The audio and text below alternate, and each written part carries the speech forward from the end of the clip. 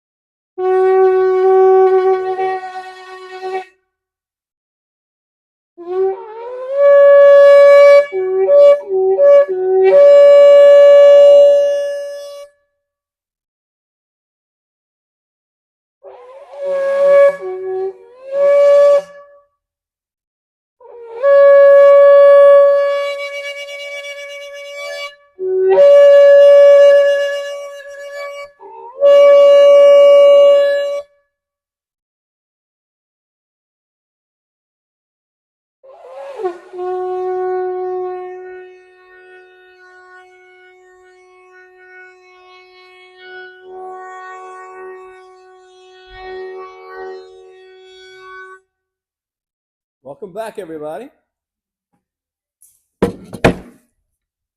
Welcome back. Let's begin our prayer with our prayer that we pray every week at this time, which is from the Upper Room Discourse. Messiah speaking, and he says, Father, the hour has come.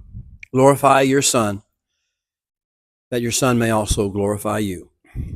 Yes, Lord. And as he prayed in the upper room, so we now also pray that we may all become one, united in him.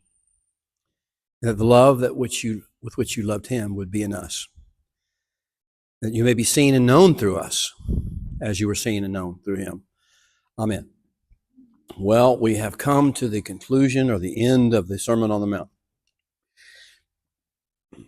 We're trying to learn Yeshua the way he is, the way he presents himself in the actual pages of the book, as opposed to the way in which we've learned about him through other sources through our lives. We're seeing what his teachings really consist of and what they are, how deep they really are. There's a level at which they're allegorical and there's a level at which they're literal. And sometimes they're both at the same time. And his words and his teachings are so powerful and so meaningful that we don't want to leave any one of them, any stone unturned, so to speak, any truth unrevealed, unexplored. And yet here we are at the end. We've come to the conclusion of 3 chapters now of his teaching that he's given, all designed for what? All designed to teach us how to respond to the multitudes down below the mountain. As the sermon started, as the message started, this initial introduction to the kingdom of heaven ways and thoughts, as this all started, we saw the multitudes gathered below the mountain waiting for us to come down. And Yeshua went up to the top of the mountain, and he called us unto him, and we sat around his feet, at the feet of our master, and he began to teach us. He began to teach us things about our hearts, the hearts of a disciple, heart disciplines of the disciple. We learned the attitudes of what makes us who we are, what makes us different from the rest of the world, what makes us have a possibility of extreme impact, serious impact upon the world. And it's so much different than the rest of the world ever has. So the similitudes, what are we supposed to be like? We're supposed to be like light. We're supposed to be like salt to the earth, light to the world, salt to the earth. And what is our relationship to the Torah? How does the Torah fit into us? He didn't come to destroy the Torah, to do away with it, to abolish it. He came to make it full, meaningful, and to its highest level of impact in the world possible. And he goes deeper than just the ordinary exterior things, the surface things. To not kill is so much more than not kill. It goes to the disciplines of the heart, of how you'll feel about your neighbor, and what you allow your feelings to express, and what you allow your mouth to say about your neighbor, how you'll react to him when you have a controversy with them or a disagreement with them. It goes to all those levels. Same thing with regard to every other thing or every instruction of the Torah. The Torah is so much deeper than just the surface level. We learned about that. We learned about what to focus on, what is to be the focus of a true disciple. Seek ye first the kingdom of heaven. And it's tzedakah, it's ways of sorting out and leveling out and healing the earth, fixing the earth. Seek first the kingdom of heaven. This is our priority. It says, then, he talks about the distractions, the things that would take us in a different direction. What did he say? He said, now, don't worry about what men think of you. Don't be engaged with the fear of man. Don't do things for the sake of getting their attention or getting their favor. When you pray, don't pray the way they pray. Don't pray for public consumption. Pray in your secret place, in the secret place of the Most High. And speak that which you know he already knows. So it's not so much about what you're saying. It's about the communion conversation you're having with him. He tells us about that. So when you fast, don't pretend to fast. Don't act like you're fasting. When you do good works, don't do it so people can see them and pat you on the back and lift you up and high and say you're something special. Don't do it where nobody sees you. Know what the right hand doesn't know what the left hand is doing. He says, learn not to be a slave to the pleasures and the favor of men or the fear of human beings or the desire for attention or affection from some other human being. Don't do that. Don't do that for any reason besides doing the will of the Holy One. Then he began to talk to us in chapter 7 about how now then are we supposed to relate to the people below.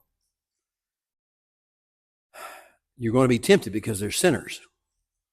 They're tax collectors and they're prostitutes and they're poisoned minds and they're caught up in this political theory or that political theory or this hatred of the Romans or this hatred of the Greeks or this hatred of the whoever. They're all caught up in this earth slime down there. You're going to be tempted to judge them. Because the one thing that's going to differentiate you from the religions of the world is you're not going to judge them. Judge not that you be not judged. And so he shocked us by saying, we're not here to judge the world. If we do that, we lose the impact we're supposed to have in the world by virtue of the fact that we judge them. We feel all good about ourselves. And we feel this pride that we're better than they are, but we don't accomplish any of the tasks or the purposes for which he sent us here to do. So we have to have a whole nother approach to that. And then he taught us, he said, now don't also feel like you need to dump on them all the theology that you've got. All the wisdom. You don't have to quote scripture to them. In other words, don't throw that which is holy to the dogs. Don't cast your pearls before, if they're swining and they're dogging, don't throw holy things in their way. They're just going to tear you up and run roughshod over everything you do. They're going to reject everything. Learn to have some discipline as to what you say, when you say it. So we heard that last week. Last week he warned us, he said, now, this is so much deception is going on out there. So many false prophets, false teachers out there. There's so many things you're going to see in the world. And people are actually going to think they're doing my work. Many will say, Lord, Lord. They will make a confession and a profession of faith in me. And I won't know who they are. I won't have no knowledge of them whatsoever. They can make all the professions they want. That's not what this is about. But they will come and they'll make professions and say, Lord, Lord. And they'll say, didn't we not cast out demons in your name and do miracles in your name and do all these good works in your name? Didn't we not do all this stuff in your name? And he says, you see, that's not what this is about.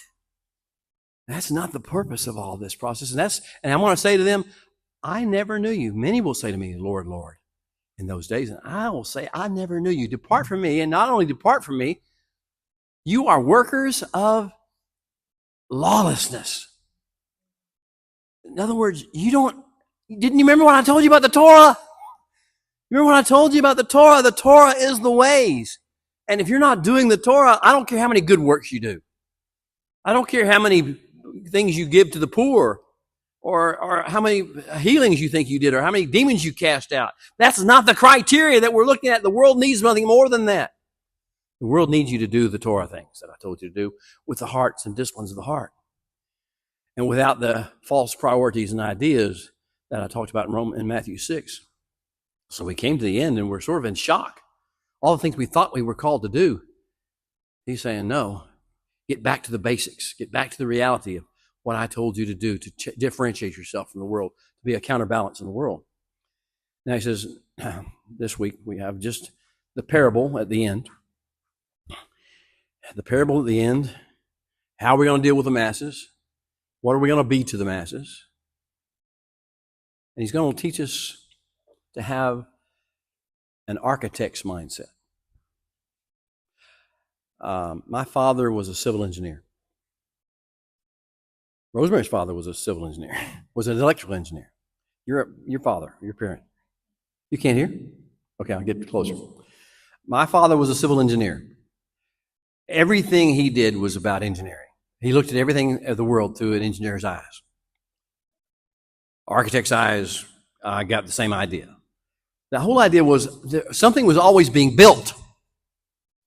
Something was always changing the landscape and changing the potential of the future. And so that's what basically began to happen is I began to think of things in terms of an engineer's mindset. What is this bringing about? What is this making happen? How is this fitting in with the situation here? And what is going to be the impact of this? Now, I remember one of the things that my dad designed was partially responsible for, because he was the head engineer, on the NASA Manned Spacecraft Center in Houston, Texas. And I grew up seeing that thing come to pass, seeing it come about, being out there with him on the weekends whenever he'd take me out, and we would go out and we'd see what he had done that previous week, or what the crews had done under his supervision. That we had, they laid it all, the whole process out, and the buildings and the drainage and the roads and the waterways and all the things that were in the NASA Manned Spacecraft Center. So I began to learn that human beings have a major impact. We're expected to have a major impact on the world in which we live. That's a big deal right there, to have an engineer's mindset. Now, where am I going with this with regard to Yeshua and his final teachings, his parable at the end? He says, if a man will shema, listen to and heed and pay attention to and resonate with these teachings that I'm making, these sayings that I'm giving, and will assad them, will cherish them, treasure them, but more than that, actually begin to interact with raw materials, the earth, and bring in the fullness and full. If they make a NASA Manned Spacecraft Center out of my sayings here and have something impactful upon the world, if they do that, then I will liken that man to a wise man who was a builder, who had a builder's ideas, a builder's vision. And what was he building? What are we supposed to build upon this earth?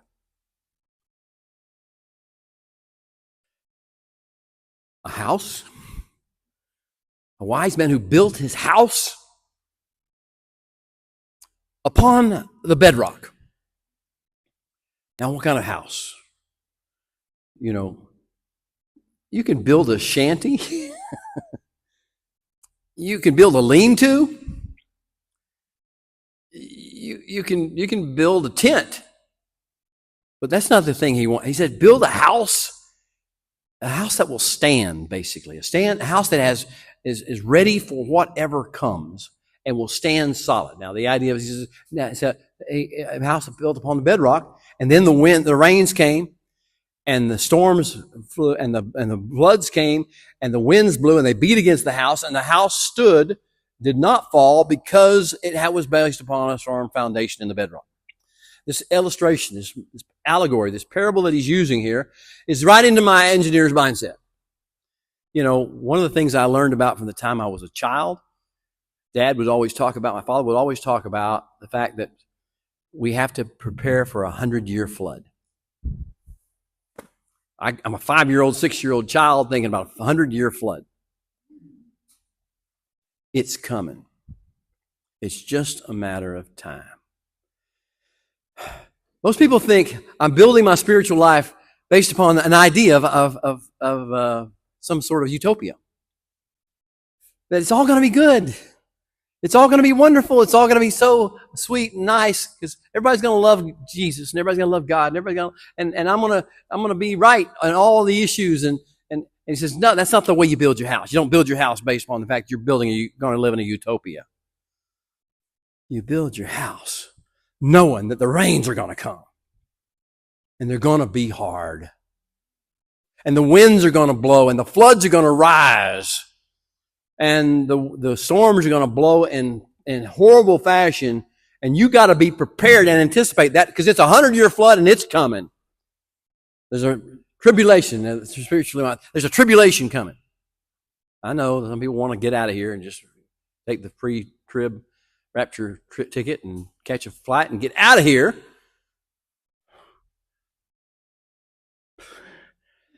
Whatever you want to believe about that's up to you. I'm just telling you now, the issue is there's a tribulation coming, and the possibilities are that we're going to be here for that.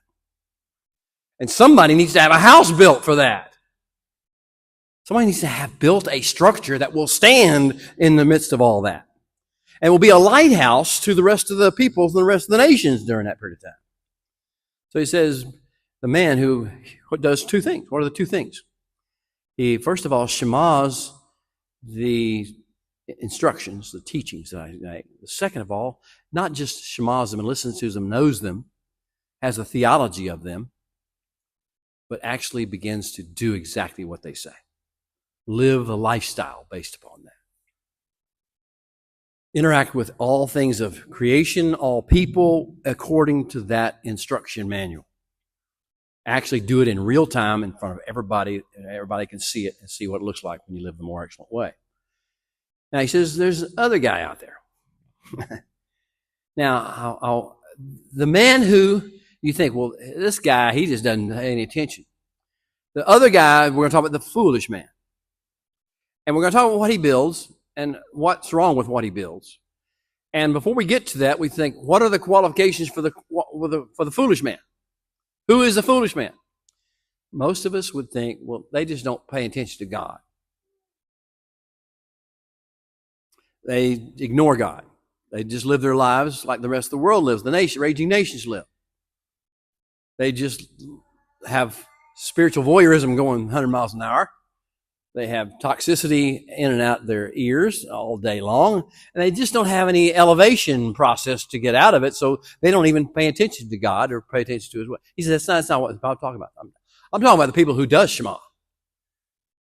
The foolish man is the man who does Shema, but he does listen, he does pay attention, he does read, he does study, he does go to church, he does go to synagogue, he does go something, he does do this stuff, but he thinks that he can just read it and know it and think it and not do it and not build something with it and not build a household with it, not build a home with it, not build a community with it, not build a structure with it, not build something that's functional in this world with it. He says, the one who shamas but does not asa, I liken him to a foolish man who built his house on sand. Now, we're also running through our heads, like, okay, so it's not just about believing stuff and reading stuff and being students of this Bible book. It's about what we do with our real lives and in real time, how we manage our conversations and our emotions, how we interact with other people, how we control ourselves and our affections and our appetites and our urges, and how we maintain focus upon what's important, what He called us to do, as opposed to the stuff the world's making us get all interested in, occupied with. So it's really about building something. It's about an engineer, architect's mindset here. What are we building? There's a line that popped into my head as I was reading this whole week, trying to get focused for this week, and it's strange how strange things from the 70s and 80s, the theme comes back. Y'all know me, and I was so into that music scene. And there's this one line of this one song by Fleetwood Mac. And just this one line kept popping back into my head. When you build your house, then call me home. Stevie Nicks, when you build your house, thunder only happens when it's raining. When you build your house, call me home. Now, this is the idea of learning, are we building something with our lives, or are we just believing stuff? Or are we just pretending to be a people of faith? Are we just pretending to be people of spirit, righteousness and reality and all this kind of good? Or are we actually building a house? And you know, the Hebrew people have this saying, a Beit Gadol. Anybody know what a Beit Gadol means? A great house. A big house, large house, a big Beit Gadol, a big house. A house that's big enough for people to come stay in. A house that's sort of like a mansion by the lake that everybody wants to go to. A house that's inviting, a house that's welcoming, a house that's physically, structurally sound, a house that's got beauty to it, majesty to it, a house that is safe, a safe place to be.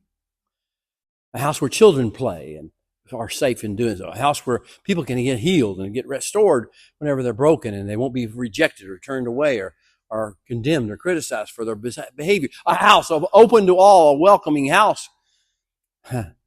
This is what we're called to be building with our lives and with regard to these things of the Torah. These are the tools. These are the materials that we're supposed to be building into this great house, this Beit Gadol that we're building.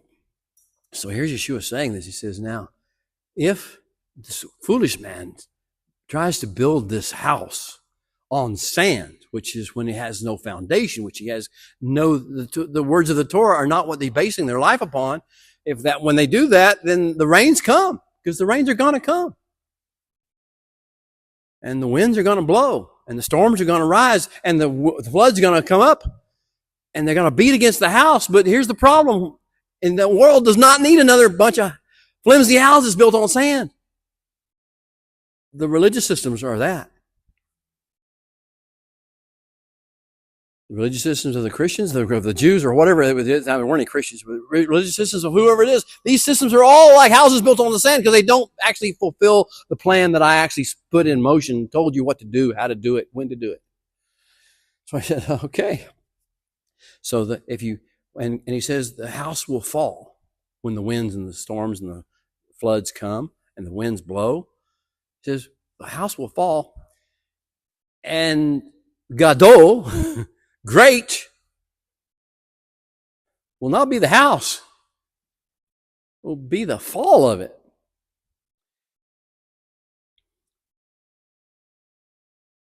You know, I think about 9/11 and the towers, and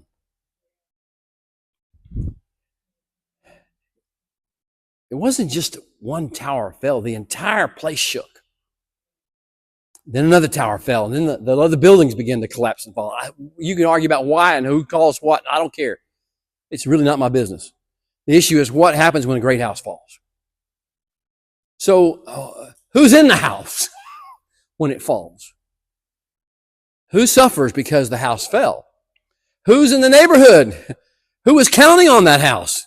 Who was looking forward to that? Who was expecting something good from that house? And who saw it fall? And how much damage did it do? He says, you're going to go back down to those people at the bottom of the hill.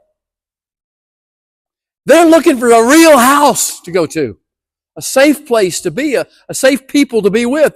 They need someone with a vision of a great house. And you're supposed to offer them and build for them a great house and welcome them, not a church building somewhere, not a temple somewhere. I'm talking about a great house of spiritual truth and reality where people can come and be healed.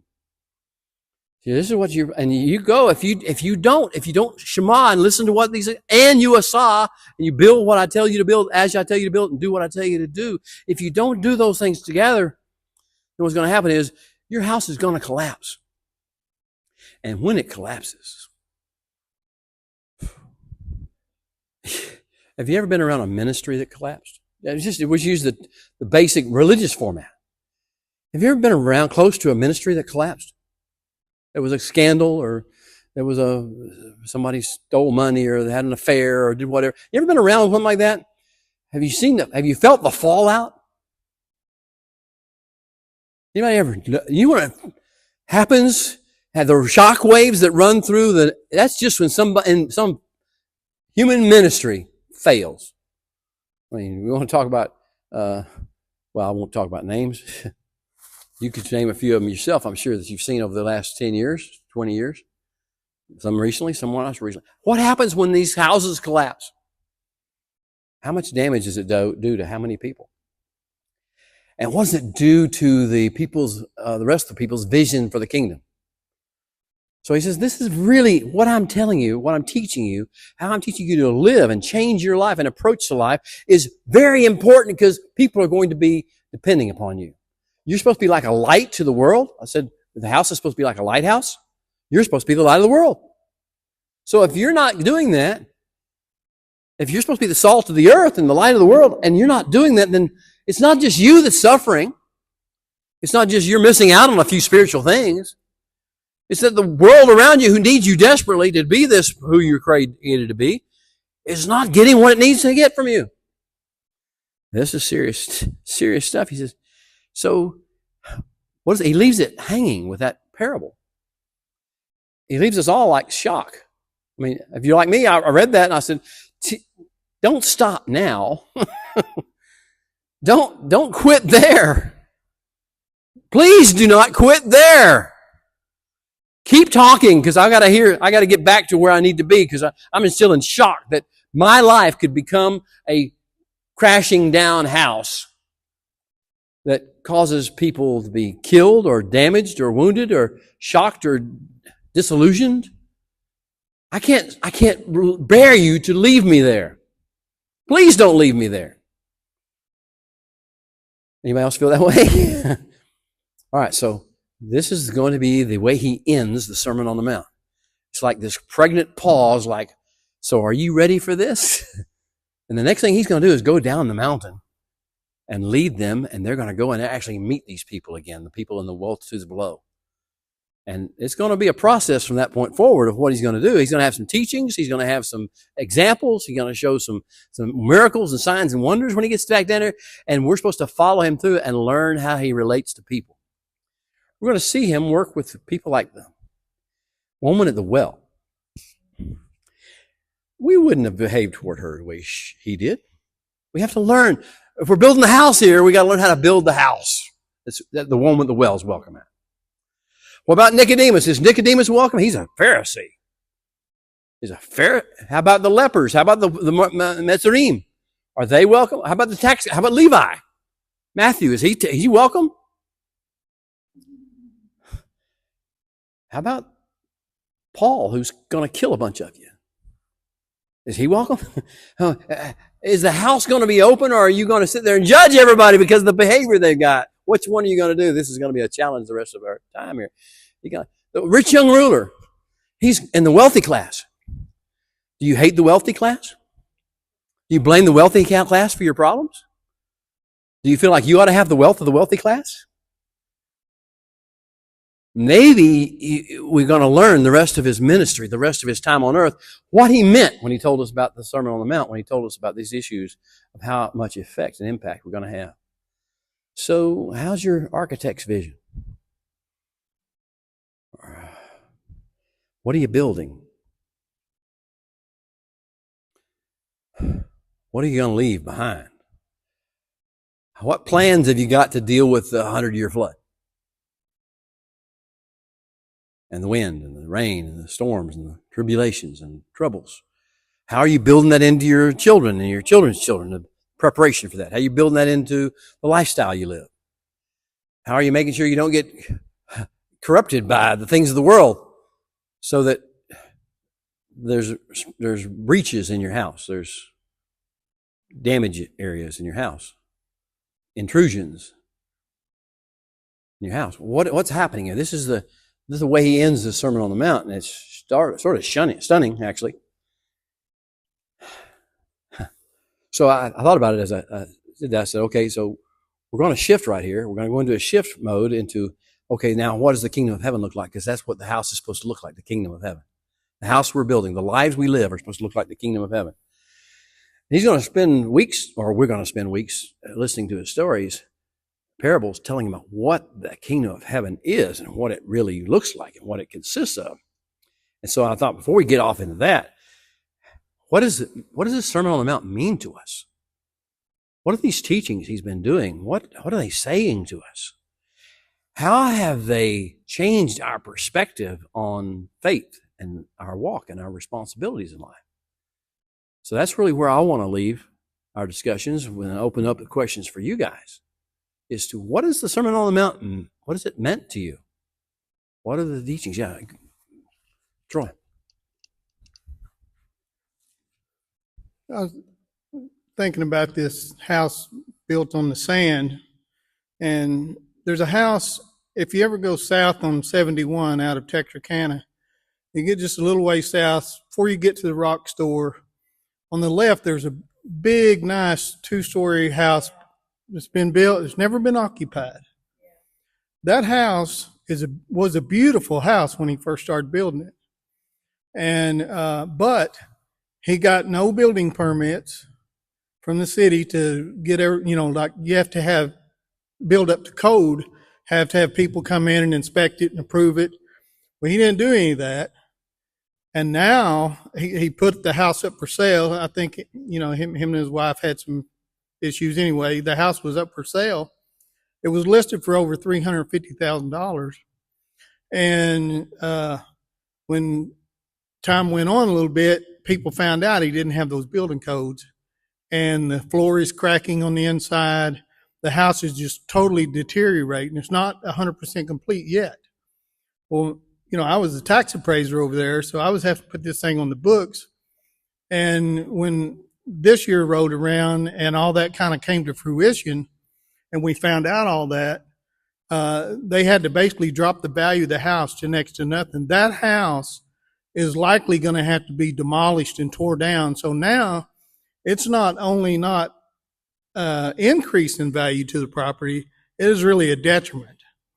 And all because he didn't go about the thing right. Well, I'm looking at today's church. They have the right cornerstone. They have Jesus as the cornerstone. So they have Yeshua. They have the prophets and things that they build on and the apostles. So they have that teaching, although maybe misinterpreted, but they haven't built on the bedrock of Torah. So you can have the best materials on top of sandy ground or on top of a sinkhole.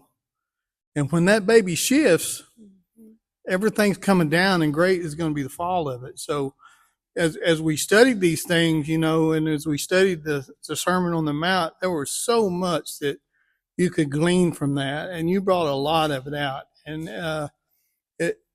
to me, it just it kind of brings it real in our life today. This stuff is not something we're just studying about. This stuff is the way we are to live and move and have our being in this world.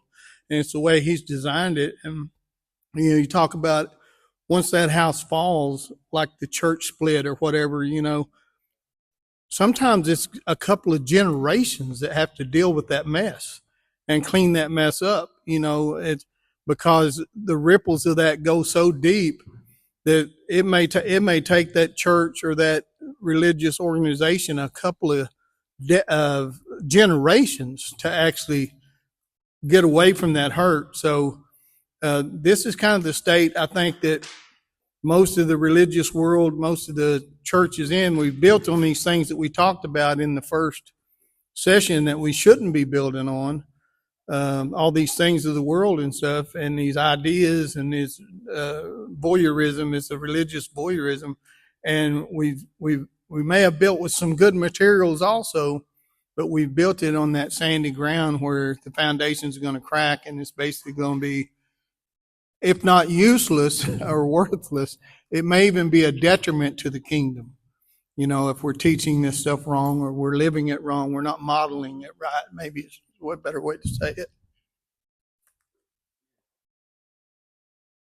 It's serious. It's serious conversations that we're having here, and it's not that we're supposed to be afraid to do what he wants. It should be exciting to us that we can actually build a house, to build something in each of our own family lives, in each of our own bloodlines, in each of our own communities.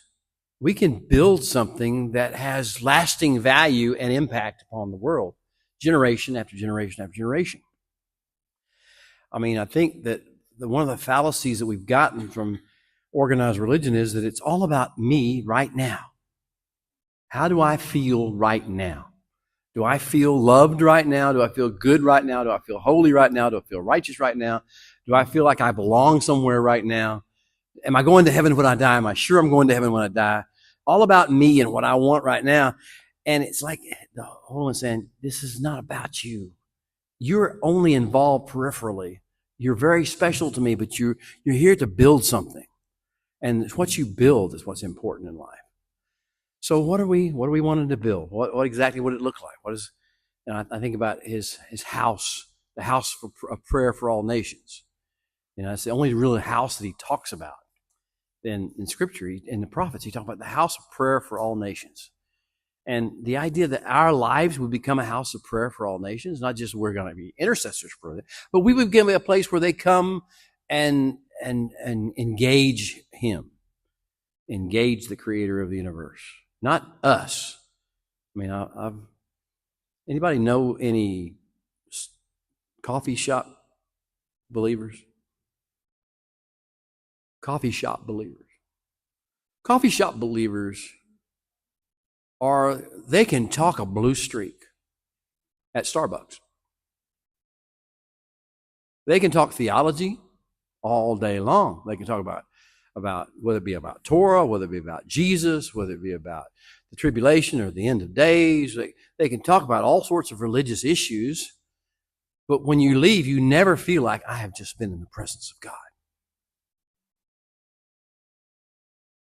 You may be impressed with their theology, or you may hate it, but it's their theology. It's their opinions. It's their attitudes that you're getting. And this is coffee shop Christianity or coffee shop Judaism or coffee shop religion of any variety, is they're going to tell you what they think, but you're not going to feel like you've been in the presence of God. You're not going to feel healed. You're not going to feel restored. You're not even going to feel enthused or inspired. You may feel educated or informed, or you may feel offended. But what you will not feel is the inspiration of the Holy One upon your life. And they may have talked about some very deep things. I know some of us are guilty of this.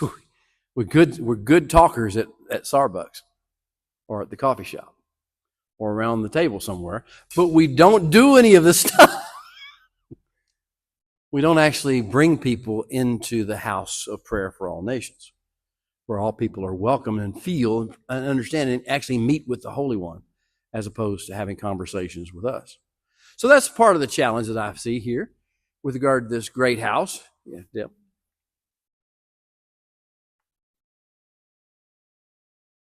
I was just thinking how the Sermon on the Mount goes back to the basis, the very roots of Torah, because they were simple people that he was talking to. Maybe the boys went to Torah school, but there was not a lot of education. It was all about marriage, birth, family, planting, and building.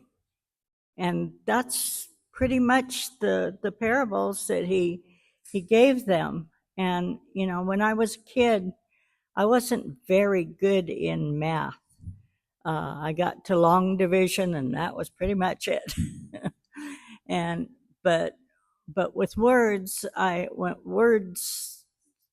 could usually figure things out. And I focused on this word exponential growth. And you plant a seed and you get a harvest. The seeds that fall from that harvest get another harvest.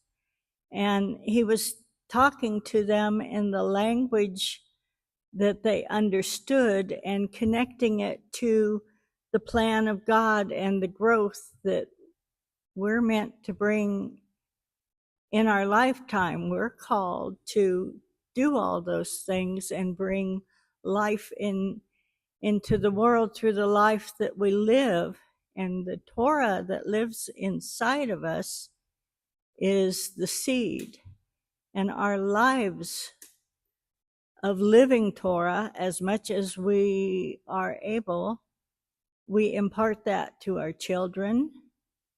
We impart that to others through our example in life. And eventually we come to the end and we fall in the ground and we are seeds because we have sowed into others' lives like people have sowed into my life, the life of God, the Torah, and it's exponentially. So when Jesus, people say he came to fulfill the law and it's over. No, he came to bring exponential growth. And when they say, he said, in my Father's house there are many mansions. And that whole idea of the big house, it never ends. It's always expanding. And that is the plan of God, and we get to be part of it. Yeah. So there's two phases to the building project, and the first phase is choosing a contractor. Okay, but beyond choosing the contractor, who the contractor is going to be and the engineer is going to be, actually doing the foundation work. Anybody ever build a house or been around a house that's being built? You ever watch them do the foundation work? If you ever want to know about the foundation work, call Patrick Loosbrock. He does foundations among other things, and he digs and there's a secret to building upon the bedrock is you got to get down to the bedrock. The bedrock's never hardly ever showing. You have to find the bedrock. If you want to build a house on the bedrock, you got to find the bedrock, which means you got to clear some stuff out of the way. Well, there's sometimes sand or clay, or it could be any layers of things that have accumulated, debris and stuff that's developed. Hubris is coming, and you just got to dig. And so the first thing that happens is you see you got Patrick Loosbrock kind of people out there, and they got blades, so they got backhoes and bulldozers. And first of all, they're just digging holes. And you say, how are you going to build a house? You're digging a hole. You're going the wrong way. You feel this way. You really feel like you're going the wrong way because you're going down before they go up. And so you watch this process and you say, okay, this is kind of like the spiritual. If we're talking about building a house on a foundation.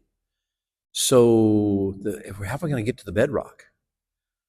What is the bedrock and what's in the way of the bedrock? What's between where we are right now and the bedrock?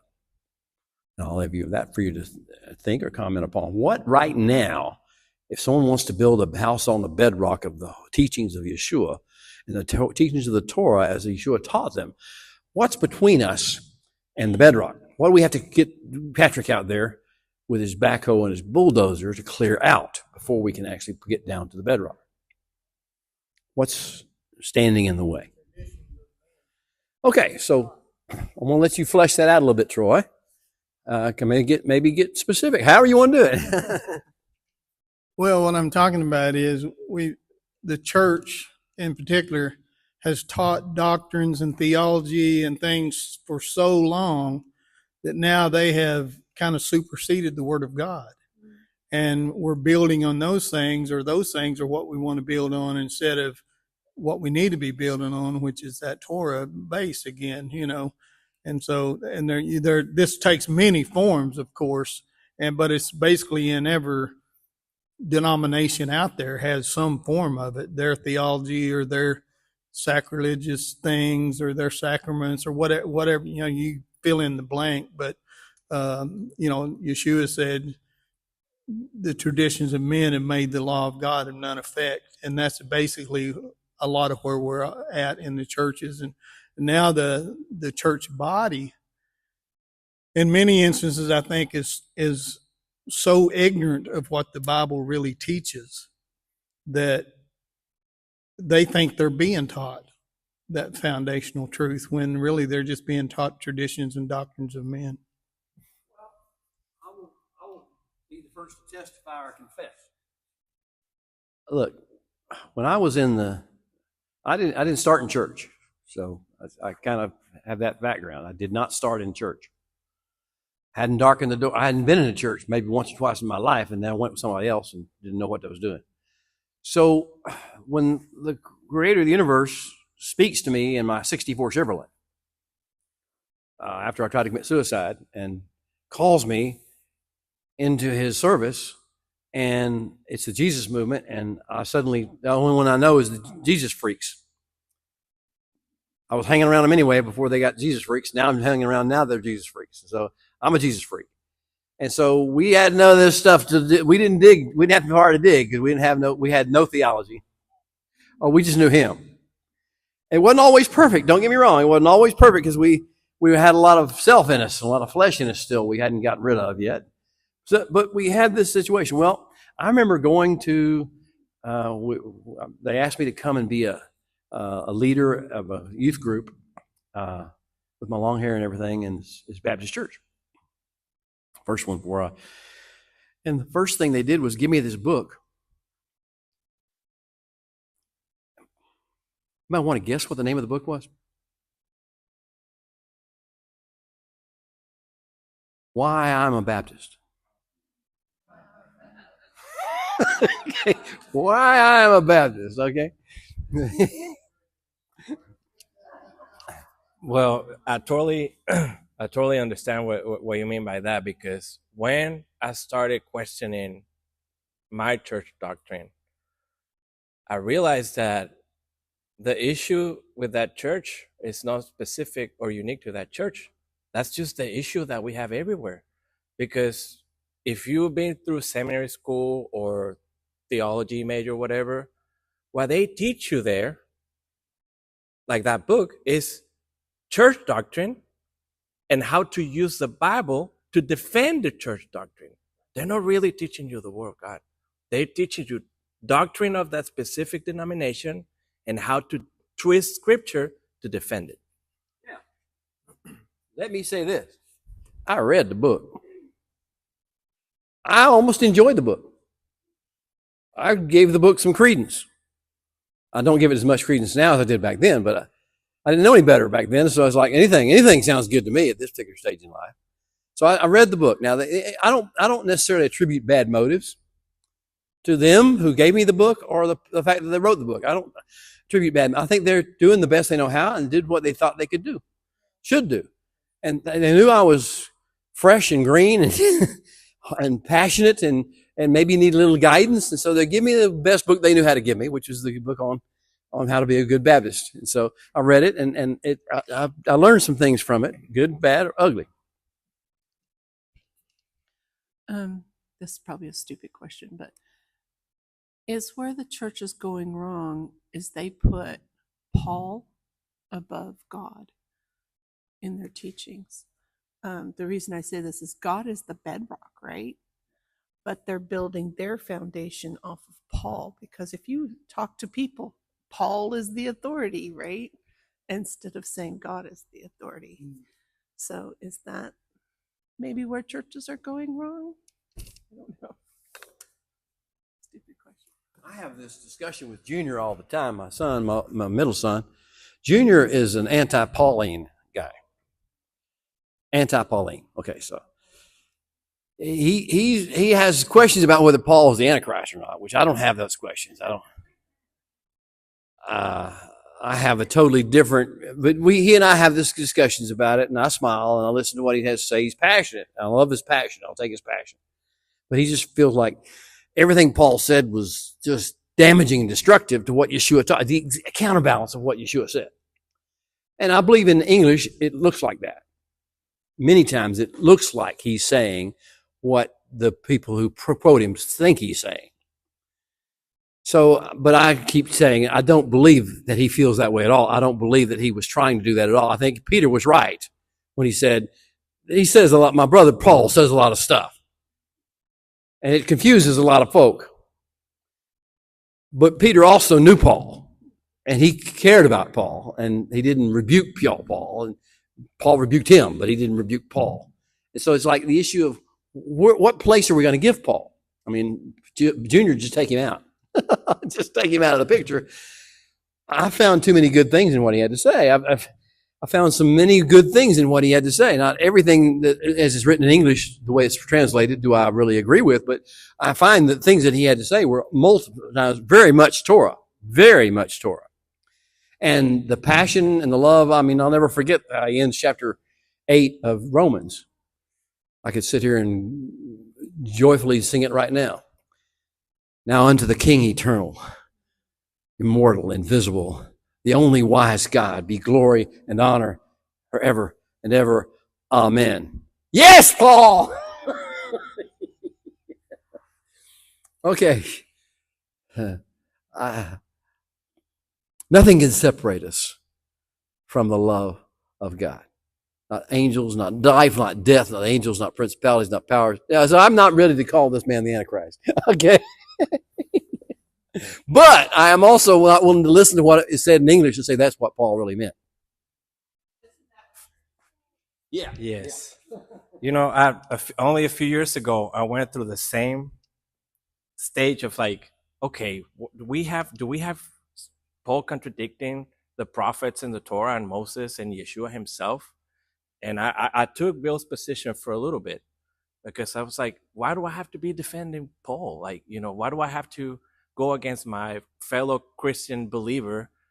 We both believe the same God, right? And we have to give Paul credit that billions of people know of the God of Israel, Isaac, and Jacob because of him. He made it available for the nations. You know, it's because of his maybe his education and the way that, you know, he was raised as a Hellenistic Jew, but still a Jew, right?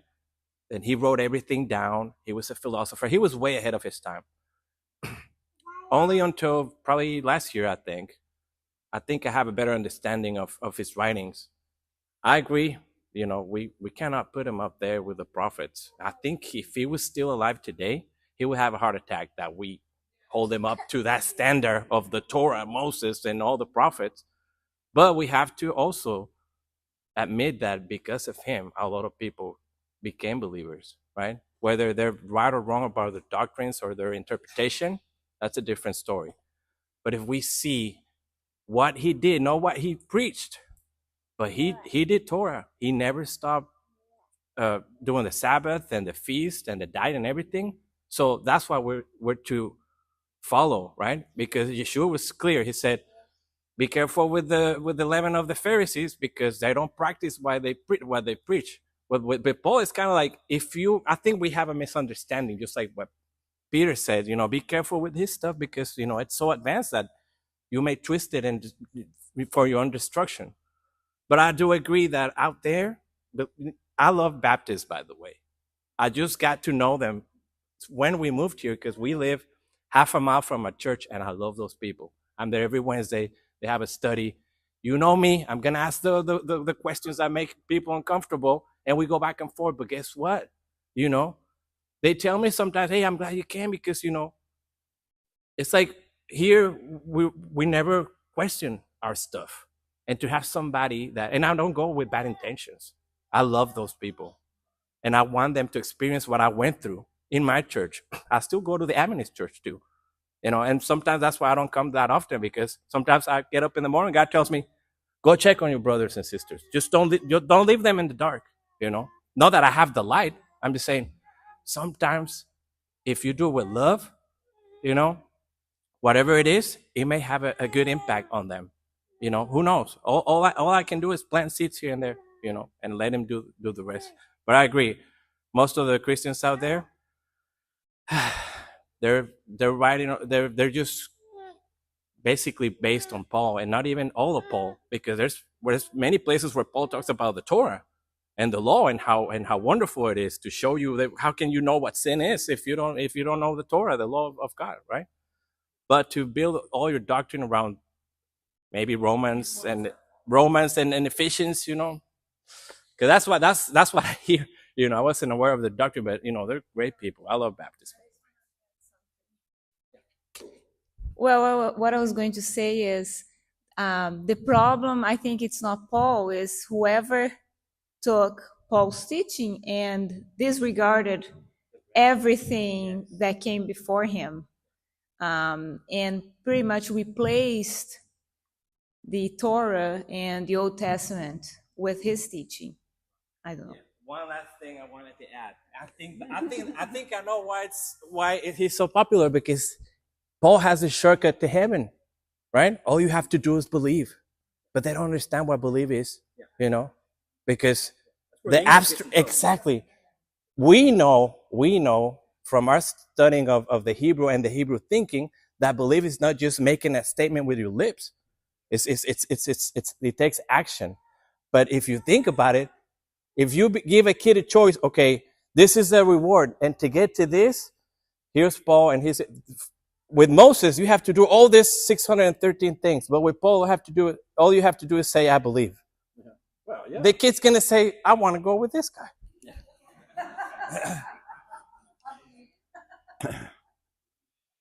And that's where the Yeshua's teaching comes back. Get back to the bedrock. It says, many are going to say, Lord, Lord. Many are going to say all those stuff. Many are going to go through that route. And I'm not going to know who the heck they're talking about, who they are. They're not me. They're not mine. Yeah. I think it kind of goes back to, like you were saying earlier, with how churches have been taught to defend church doctrine, because no one wants to think they're doing it wrong. It's not that they're actively trying to manipulate themselves or others. It's that we want to go to heaven and we don't want to be doing it wrong or have that punishment. And so Paul's really easy to cherry pick, because he'll spend like 3 paragraphs saying what sounds like one thing, and then it'll flip the script entirely. So they can kind of just pick that first part that sounds, well, this kind of fits with the doctrine, so that must be it. Yeah. And I think it's just he's on such a higher level that they're not ready for yet, but they don't even realize it. The last 2 or 3 weeks at church, whenever you've blown the shofar, I've kind of smiled to myself, because when we first started coming here, the shofar was very intimidating to me. It was so loud, and it would like make me want to leave the room. It was kind of just, it was very uncomfortable. But now it's like, I want that shofar sound. Where is it?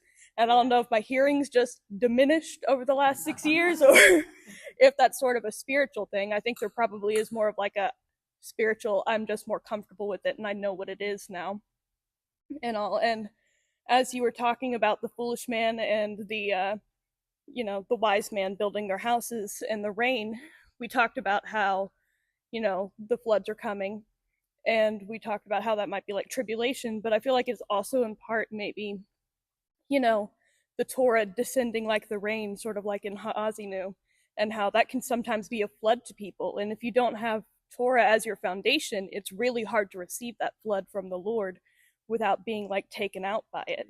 Kind of like the shofar is uncomfortable because I didn't have that foundation yet. And so I think there's probably an element of that with Paul as well, where he's that flood and they don't even realize it, and they're trying to approach like Nadav and Avihu, and they're kind of getting taken out by it. So anyway. Good point. Good illustration. And Paul is a flood. I mean, you can't pick and choose cherry pick his words. That's what people try to do. This is a kind of I've seen this evil upon the earth, that it's soundbite Christianity or soundbite Judaism or soundbite whatever it is. Soundbite religion is, I'm just going to pick and choose what I like. I'm going to pick a few phrases out of a great big volume of text. So it's like you said, if you keep reading, if you just keep reading a little while, you'll realize that maybe you misinterpreted that little soundbite that sounded so good to your theology real quick. That's the way it is with Paul. Many times he'll say things about, look, among Jewish people, we're never more abrasive than we are when we're talking to fellow Jews. I mean, it's kind of like the gangster culture. They get by with calling each other names that we can't call, and don't want to call them. And it's like, you don't say it, you're not one of us. If you're one of us, but you don't call us out ourselves that, because that's just the culture. That I can call you that, but nobody else can. Paul's a Jew. He can say things that the Jews understand are just part of being Paul and can be a little critical or a lot critical or even in your face. I mean, it's like Yeshua, people say, Yeshua, he was mean to those Pharisees.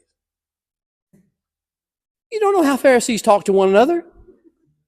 You don't know what you're talking about. We called them brood of serpents, brood of vipers. That's the nicest thing you could say to one another. How do you talk to your brother? How do you talk to your sister? How do you're making stuff up because you want it to believe that somehow Yeshua called them all a brood of vipers, and that's because he thought they were vipers. He's just talking like a brother talks to a brother. He's getting straight, getting real up in their face. And Paul could do that with people, and we read it in English and we think, oh, look what he just said. Put it in context. Put it in a bigger context and you'll understand. Wait a minute. He also said, the law. He said, what is he talking about, the law? Because if he's talking to a Jewish person, he could be talking about the Torah, or he could be talking about the Talmud, or he could be talking about the Gemara, or he could be talking about some of the legends. He could be talking about any number of these things.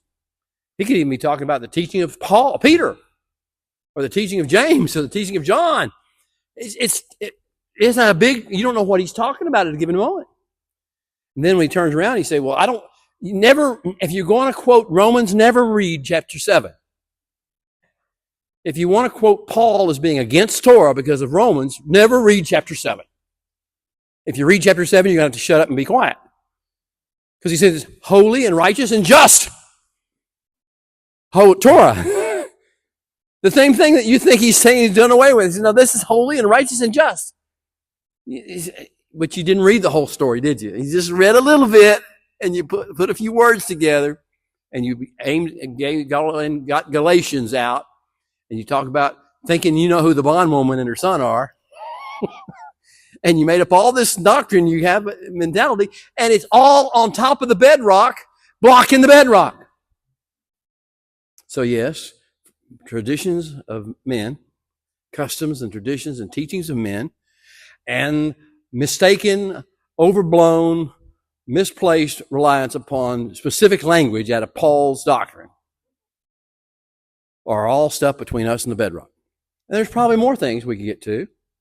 We can get to some portions of Judaism that I'm not going to try to sell you, or any other religion. I'm certainly not Islam or Confucianism or Hinduism or Buddhism. Or there's going to be some stuff that men have created and put in between us and the bedrock.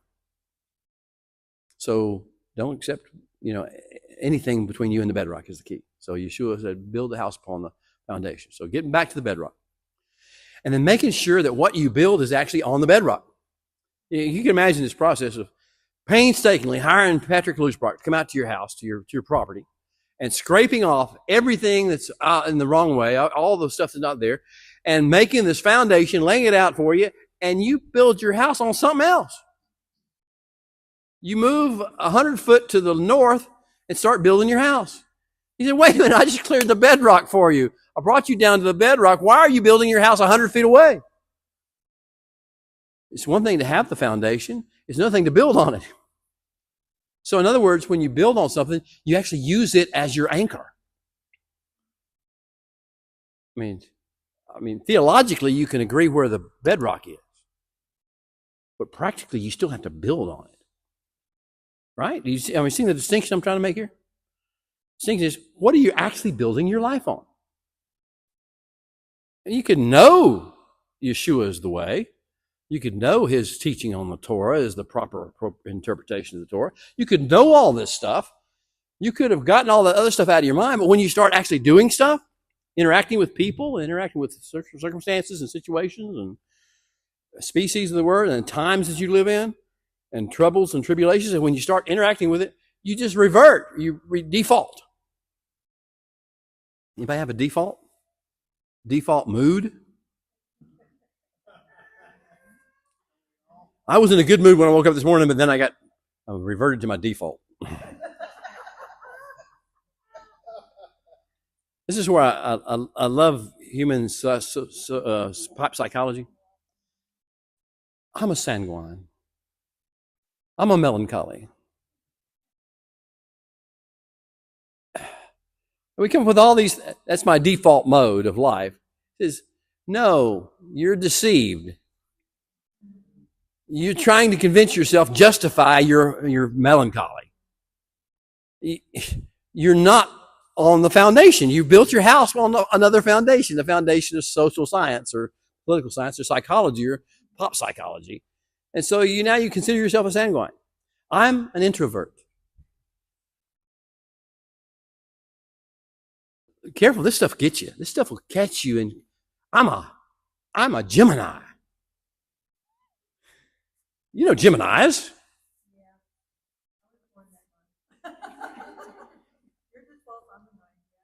There you go. I'm a Gemini.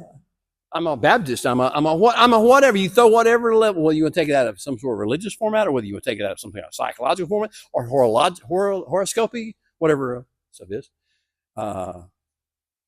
Zodiac format. We have these ways of interpreting ourselves. My love language is we buy this garbage. We preach this garbage. We believe this garbage. And we substitute it for the truth of the gospel.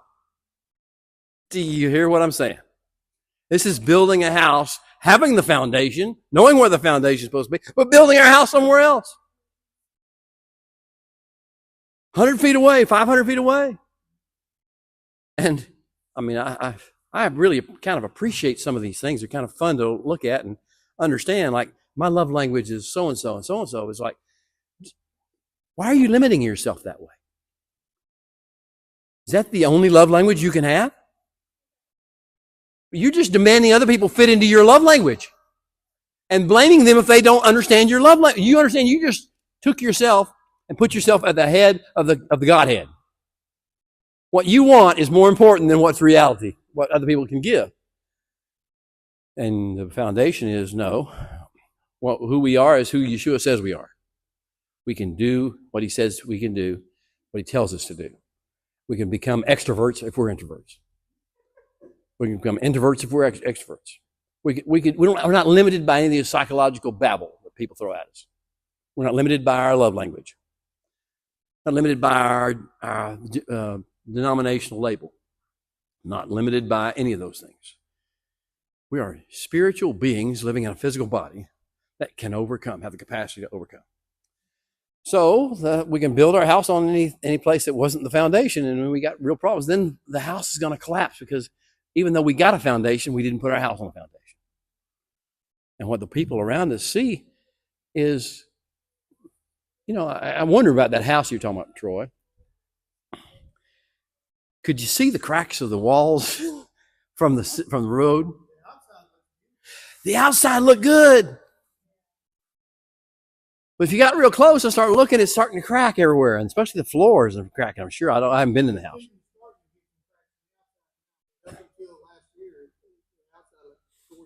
Yeah, I mean, usually around the windows and around the doors, you begin to see a crack in the brick. There's brick outside where you see some cracks begin to develop in that process. But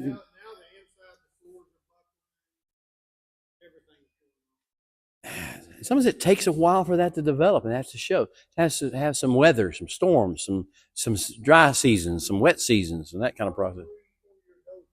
Yeah. I watch, from time to time. There's actually one off of Highway 989, the Kings Highway. You might drive Kings Highway out past by, the Heritage Baptist Church and all that stuff over there, the curve. There's a house. You can't even hardly see it anymore. It's been taken over. It's overgrown. Somebody, I guess they died or whatever. The people who lived in it died. And now the trees and the bushes have all grown up, and it's a brick house. Looks like a 3-bedroom, 2-bath brick house. It was, nicely built, all that kind of stuff back in the 60s or 70s or whenever it was built out there. But now you can't even see it because of all the greenery that's grown up around it and the trees. And of course, the roof needs to be torn off and replaced, and it's because of that. I'm sure it's got the inside of it's all leaking with water and floods and stench and maybe dead animals and all that kind of stuff. And you say, what happened to that house? It used to be somebody's home. That was a house somebody had a vision for. Somebody had a dream about this. Somebody wanted to build a house and live there and project something in the neighborhood.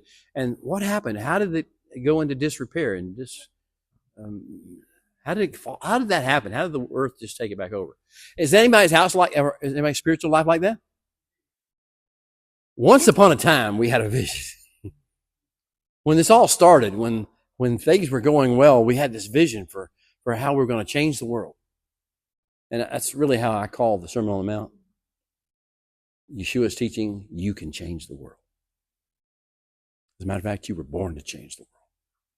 And you were called to change the world. That's what I'd call it. Instead of the Sermon on the Mount, the you can change the world message.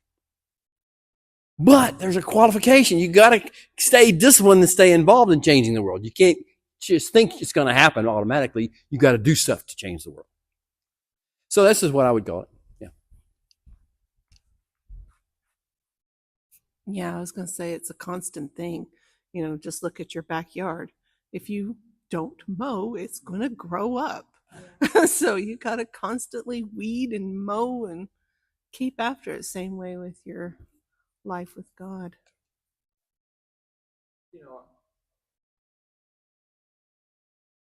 Tell you a little bit myself, a little confess on myself here for a second. When I came here, we came here in 2010. It's when we took over here. January 1, 2011, we took over at the building right here. And to the west of the building out there, the ground slopes off. They got a little parking lot out there, and then it slopes off. The ground slopes off and goes down into a little creek where the water runs whenever there's rain. And right beyond the creek, or in the base where it starts going back up again, there's this grove of oak trees, beautiful grove of oak trees. And I still remember it, how it was. And there was nothing growing besides the oak trees. It was like you're walking you go through the little valley, through the little creek, and you're under these huge, monstrous oaks. I used to go down there. I used to go down there when I first got the building, and I'd go down there and pray and just stand there under the oak trees. Has anybody looked down there lately? You can't get to the oak trees anymore. And it's like I said, oh man, I let that grow up and didn't even notice it. I didn't even pay attention to that. And without me looking over the past 16 years, that place has turned into a forest. There's a forest around those oak trees. And now I can't walk down there anymore. I could, but I didn't know the ticks and the chiggers and the snakes and the critters down there because I haven't gone down there with a chainsaw or with a blade of any variety. And I haven't done the work that I would have liked to have thought I would have done because I just didn't pay any attention to it. I expected it to always be that way and take care of itself. And it didn't take care of itself. So that's kind of what we're saying here. If we're going to build a house, we got to take care of it. Once we get it built, we got to nurture it. We got to protect it, make sure it stays with the vision as opposed to growing up with the weeds. All right. It's about that time. Thoughts before we go on. This has been, tell me what your thoughts are about the whole Sermon on the Mount series that we've done. I don't know if this probably relates to Torah and the season that we're in more so than the Sermon on the Mount, but I was thinking, used to I had a 4-wheel drive vehicle, or I worked in the woods with International Paper Company a lot, and I would have to go down these, just super muddy roads, and just be buried in mud. And I would come back home and I'd go to the car wash, as soon as I got back to town and try to wash all that mud off. And you could get some of it, but this clay mud around here if you've ever been stuck in a vehicle and got mud up to the shackles of your tires and stuff, it takes forever to get that stuff off. And if you ever let it harden and dry. We call that clumbo. Yeah, okay. Gumbo with clay. Yeah, and you're never going to get it. It just won't come off. You can sit there at the car wash for hours, and not get it all off. But I found out that I could come home, I could wash a little bit of it off, and then I could come home and I could put a sprinkler underneath my truck and let it run lightly all night, and the sprinkle would go around, and it would soften all that mud up that's underneath my vehicle. I would come out the next morning, there would be mud all over the ground. I learned pretty quick, don't do it in the driveway, do it out on the grass. And the mud would be all over the place. but there would still be loose. And now the mud would be loose because it's been soaked all night. And I could go back to the car wash then or take the water hose and it would easily come off. Okay, how does that relate to where season we're in? We just went through the unleavening of our homes and the Feast of Unleavened Bread, and we got all that stuff that was visible, that stuff that was easy to wash off. Hopefully we got that out. But there's still stuff that we've been out in the mud hole of the world for all this time, and it's stuck up underneath there. Now we're in that sprinkler season where we got the truck out in the middle of the yard and the sprinklers running up underneath it, and hopefully some of that dirt softening up and coming up while we're counting the Omer. By the time we get there, hopefully we got all that washed off and we're ready. We got a nice new clean vehicle for the Lord to use and a new vessel for him to put out into the world for the people, and so that, people can actually see what's underneath the mud and that we can reflect his light, hopefully, if that makes any sense. All right, well, I feel like I don't really want to leave this Sermon on the Mount because I've enjoyed it so much and I've really learned so much, but what is waiting for us is just as good or better. It's the kingdom of heaven. What is it? What does it mean? Why is Yeshua always talking about it? What does it mean to us today? See you next week. Shabbat Shalom.